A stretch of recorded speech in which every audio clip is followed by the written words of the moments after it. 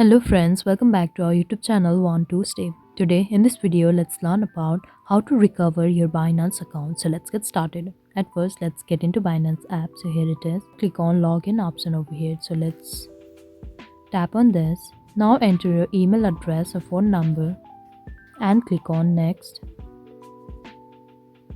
Now we need to enter the password, but we do not know that. We need to recover it. So let's tap on forget password for now and click on continue. Let's verify it. Now we'll get a verification code in our email address, so let's get into it.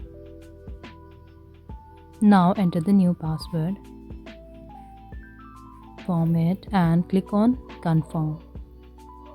Now click on login. Now click on next. Enter the new password and click on next. So now we are in Binance interface. So this is how we can recover your Binance account. So that was all for this video. I hope you liked the video. Please do like and subscribe. Thanks for watching.